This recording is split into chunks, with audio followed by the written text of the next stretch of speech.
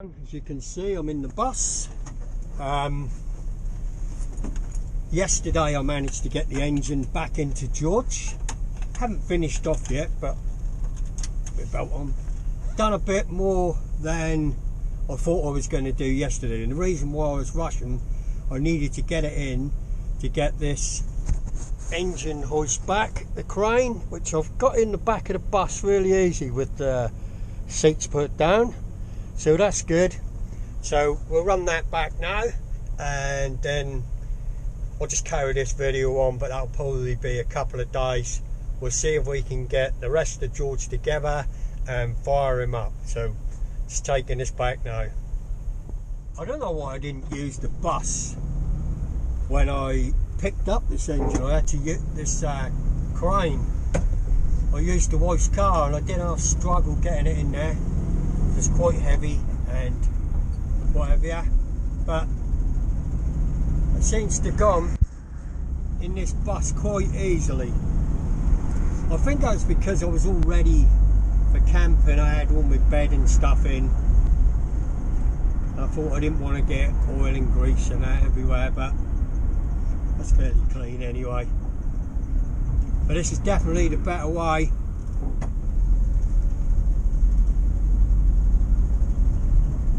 To transport it, and I also know if I ever need it again, it's not too far to go and get it. It's probably about 5 miles just to Blunderston. So a special thanks to Simon for lending us the crane. Gonna give me another excuse to drive the bus. I love driving this thing.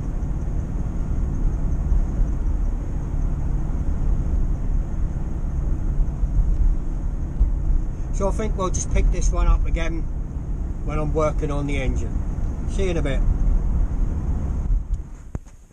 Hi everyone, today is Monday the 3rd of June.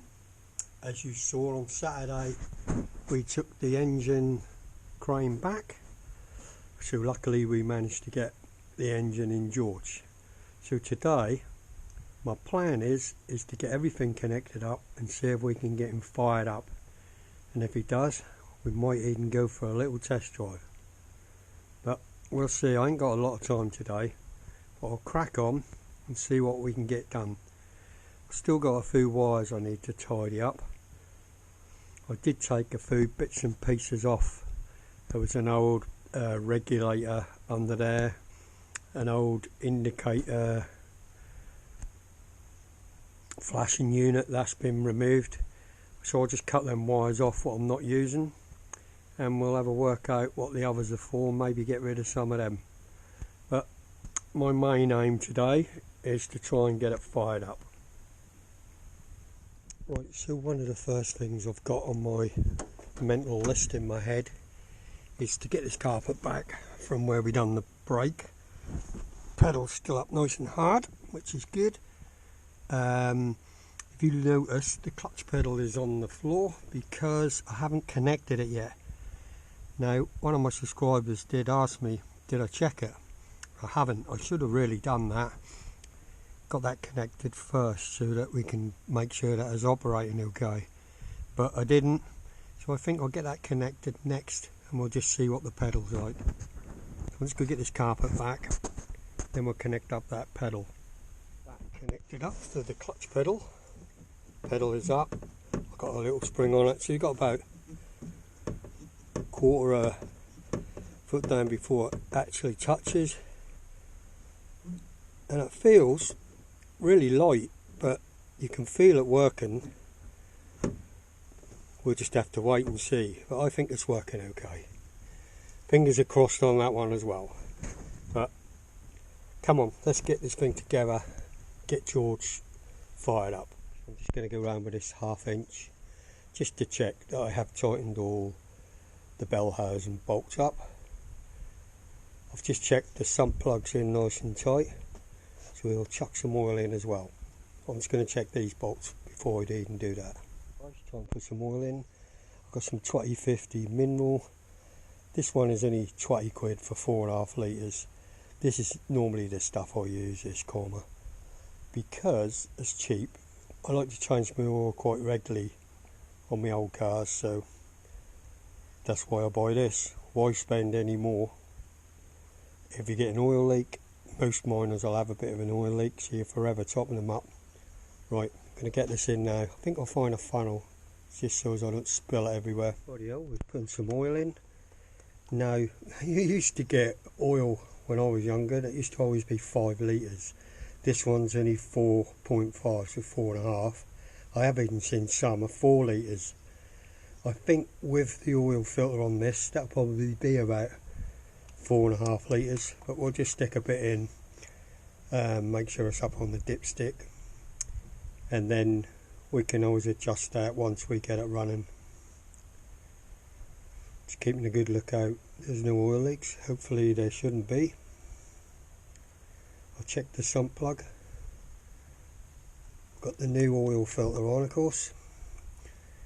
Sometimes you can get a leak with them if you ain't got them seated correctly, but I think it's going to be alright. We'll soon find out, won't we? There's some nice oil in it, eh?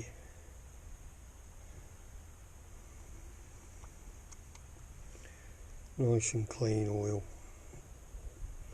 Right, I don't need to film this going in all the time. I'm going to put about 4 litres in and then we'll have a check.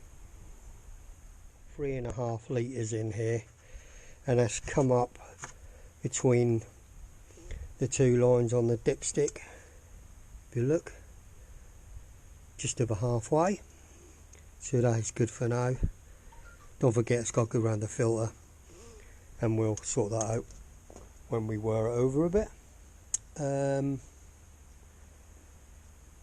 What's next? I think I might get the front on now so we can get some water in. But before I do that, I'm just going to check them points gap and just check the timing is just off top dead centre really. Got a better chance then of it firing up. Do that next. Rightio, so we set the static timing about 5% before top dead centre. Point's just about to open. This is all just a starting thing, just to give it a good chance to fire up. Now I need to get my coil connected back to the side of the car, and then put the HT lead into the centre of that, and that'll be that side of it done, and then I think we'll get the front on. A lot of these wires here are obsolete, but until I work out what they're for, I don't want to cut anything. But slowly getting there. This can come out and all. That's another regulator box from a while ago, I guess, because we had one up on here as well. So that, why that one's there, got no idea, but that's coming off. Replaced the front on and bolted it up yet, but I've got my hoses on. I'm going to try and put some water in it. Hopefully there's no leaks. Then I can get some bolts in. We might be able to fire it up. It's looking good. I checked the spark. We got a spark. I think it's timed up about right. So there's no reason why it wouldn't fire up if we get some water around it. Oh guys, everything was going so well. I put the front on. I didn't bolt it all up. I just fitted it onto the hoses, tightened them up. I thought I'd put a bit of water in it, just enough so I can fire it over. Well, can you see the water dripping there? Where's that coming from? It's definitely not there. I've took the bolts out of the water pump, but it was leaking underneath the pump, so that weren't seated right for some reason. So we'll have another go at this and hopefully I'll sort it. Maybe because I was rushing the other day, who knows. But I'll have another go at seating that pump. So we discovered that there's no cracks or anything. It was the water pump not seated correctly, and I know why. I used the old gasket.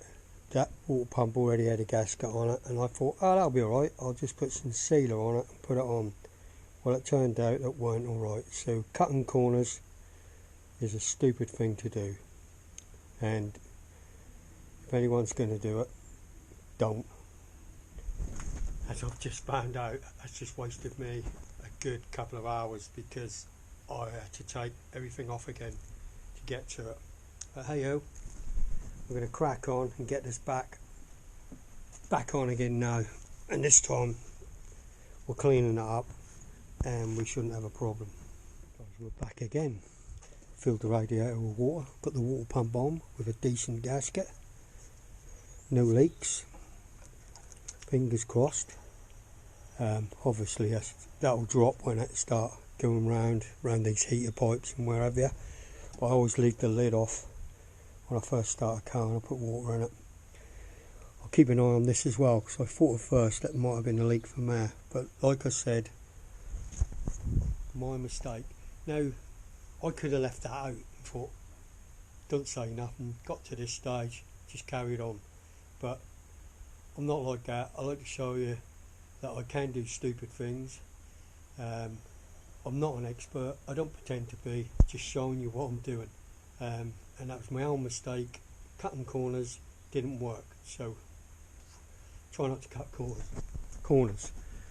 Right, today is Tuesday the 4th of June. Yesterday I done a few bits from George.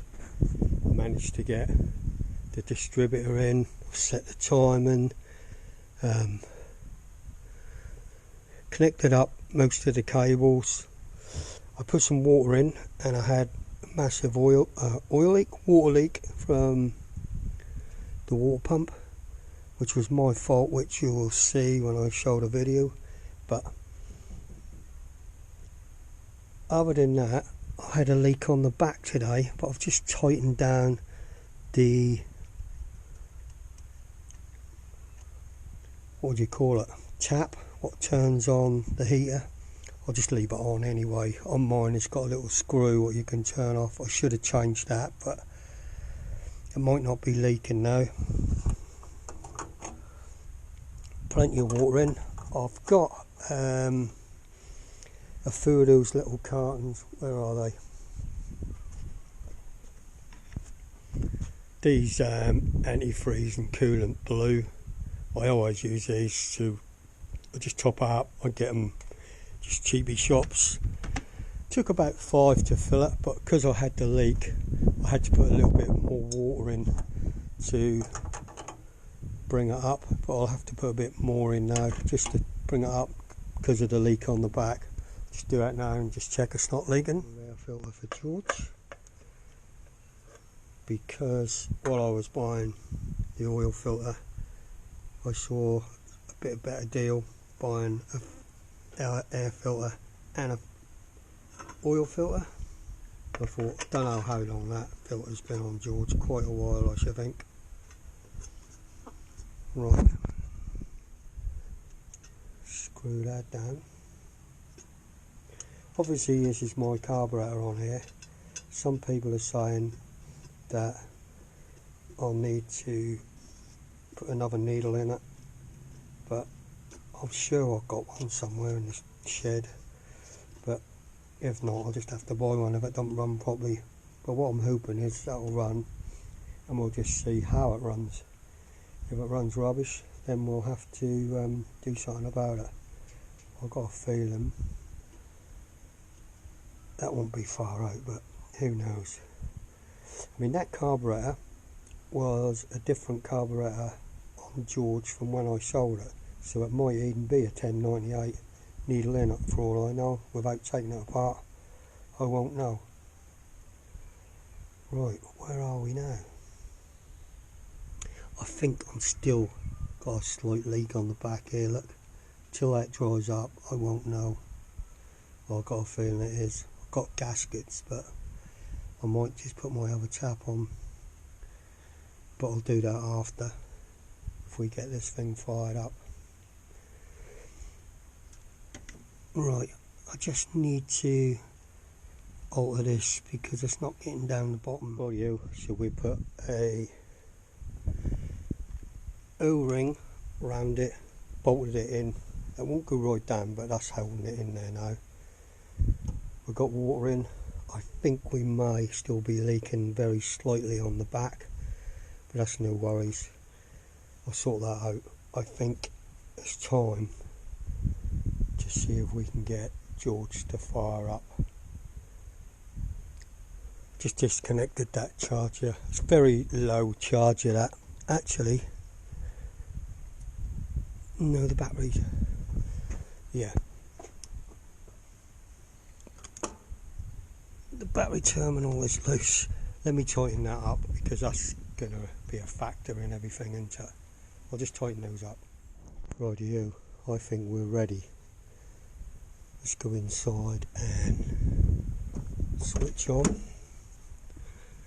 Hope we've got enough there. Tell you what, it's still stinking here, the oil. The window open, now it's dry. Well, the ignition's on. See, my voltage so far down, it's only like 10 volts, so I'm not sure. I'm going to try and start it from under the bonnet, so you will see the same as me. Will it start? Oh, do it, choke. Let's give it a little tiny bit of choke. A little tiny bit of choke. There we go, that's a tiny bit of choke. And then I'm going to leave the cap off. It might not even fire. You can hear the fuel pump, so the carburetor's full. I'm going to stand to the side just in case.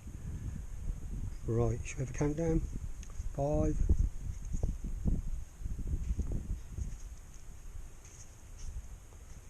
Blast off. Whoa! Listen to that, guys. A little bit slow, so you might turn it up a little bit.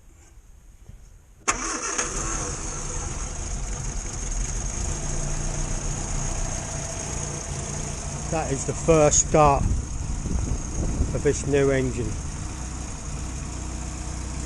It's sounding alright, isn't it? No rattles and bangs. It's definitely quieter than the last engine. We're going to have to top the oil up in a bit, but I'm going to leave it running for a little while.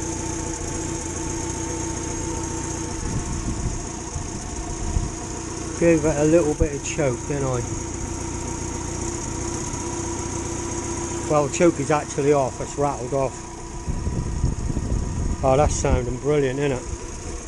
Oh, let's check oil pressure.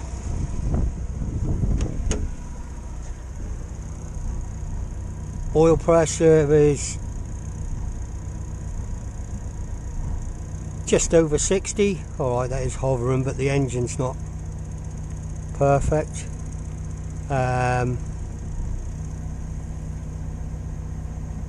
Once that's settled down, it's charging, and the temperature, well, we know this gauge isn't accurate, but it's going up a bit. It's over 40 now, but that'll always go round before that thermostat opens. If it opens, who knows, we will see, because remember before, George used to run about 110, which I was worried about, because going up already, look. You got any smoke?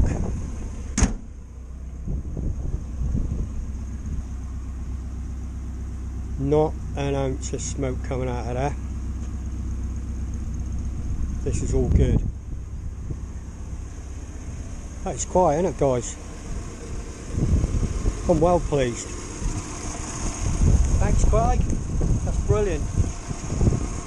We'll be test driving this soon. Obviously, I've got a few more bolts to put in the bottom. I know I never had them, but I'm going to do it while I've got it here.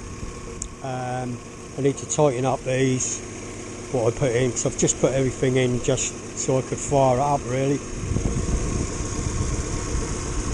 That's a sweet little engine, isn't it?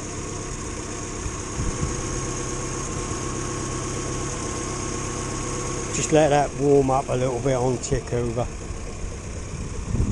That's definitely sounding alright, isn't it? I could see some dripping down there, like, can you see it? It's water dripping. I think to find where that's coming from. I can see it's still wet down the back here, look. I think it's definitely leaking out of this switch, this heater control unit. Damn. But the main thing is, George is running, it's got two temperature gauges. One is on the top of this thermostat housing, the electronic one, and the other one I didn't have anywhere for it to go. I was meant to go in there by the looks, but I won't get that through there. So I just strapped it to this pipe last time and it did go up. I ain't too worried about that. That's really sturdy engine, isn't it? It's not all over the place. Probably better turn that down a bit. We'll check the timing as well. No, look at that water still dripping down there. Like. I am really guessing that it's coming out of that. The only place I can see that would be coming from.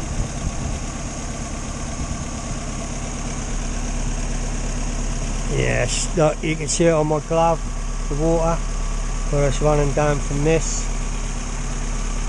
It's warming up now because you can see the steam coming off it. Oh, the radiator's now come to the top. I'm guessing the thermostat is now opening, maybe.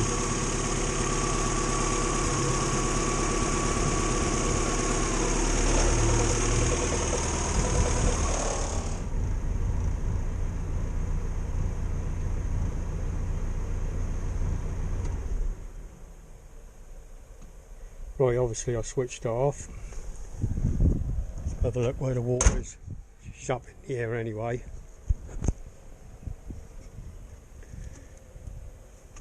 Which is about right, look. About an inch from the top. I think what I'll do, I'll put the cap on now. Here it is.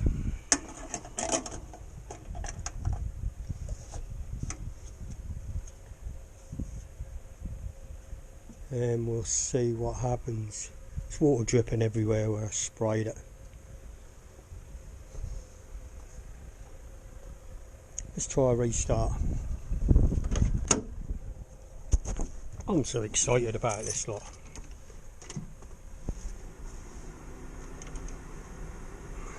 We ready? George is away.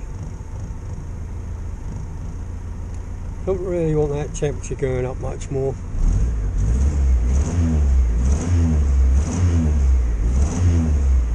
But like I say,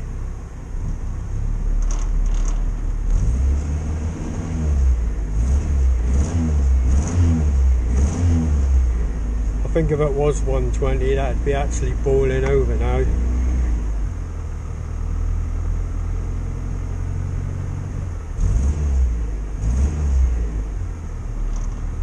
You see it's backing off now, ever so slightly. Like I say, it's where that used to sit, between 110 and 120. The oil pressure's sitting about 50, which it did when George was warm. Right, let's see if I'll put it into reverse.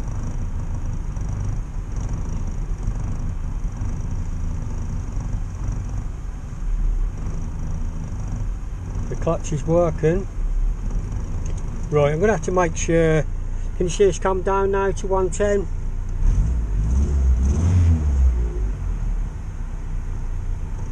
All good, eh?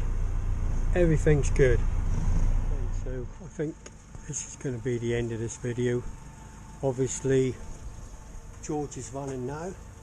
He's sounding alright. I haven't been for a test drive apart from just backwards and forwards, up and down the drive. I've got a few little bits and pieces I need to do. Obviously I've got to finish putting my hockey sticks on, the bumper on. I've got a problem with indicators. I've got no indicators, but they're all simple things. The main thing is that engine is running. Still got a slight oil leak, water leak from, I think, the tap on the back of the engine, as you can see there. So that'll be something I need to address. I am running out of time now, so I'm just happy George is up and running and that engine is sweet. So until the next time, then we'll get them lights working, get the bumper on, and we'll take it for a spin. So that's all coming up in the future. But for now, I'm going to say thanks for watching. Don't forget, if you want to help with George, keep him on the road, you can do buy us a coffee, which I am very grateful for, and anything we get is spent on George. Apart from that, I'll catch you guys in the next one. Bye for now.